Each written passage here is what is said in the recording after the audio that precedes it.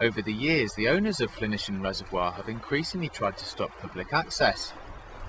This hasn't put people off, but for how much longer they can use it is another question.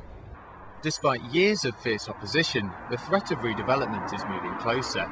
Save our reservoirs, that's really what the whole thing is all about, because if the reservoir is drained and developed, there'll be a great chunk of urbanisation occurring in this open space corridor. The whole purpose of trying to save the two reservoirs is to actually develop them in the best sense of the word in the future for greater public access.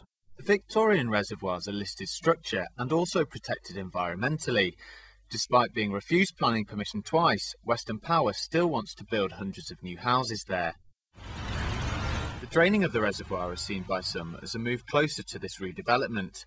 Western Power say they're acting on a report they commissioned in 2008. It says the water needs to be temporarily drained for an inspection. A network of pipes is being installed to draw water from the reservoir. At the rate the water is being pumped out, campaigners say it could take years for rainwater to refill it naturally.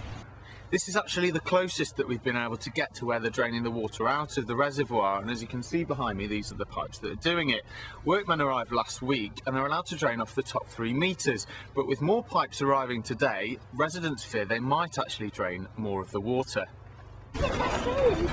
Council-run Llanishen Sailing Centre are now the only people with access to the water.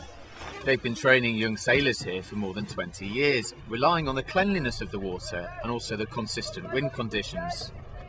We're obviously monitoring the water levels very carefully, and when it gets down to a certain level, around about 3 metres below the normal water level, we'll be able then to get boats into the reservoir and be able to operate. So yeah, we are concerned about that. The Environment Agency say they're monitoring the water level too. They say there are other options to carry out the inspections and that drainage must not cause pollution or harm wildlife.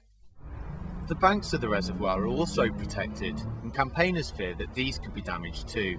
Over the years, we have discovered rare fungi there, and of course there's a wealth of birds and mammals in the area that are worth preserving. Another concern is the silt that's built up over 100 years in the bottom of the reservoir.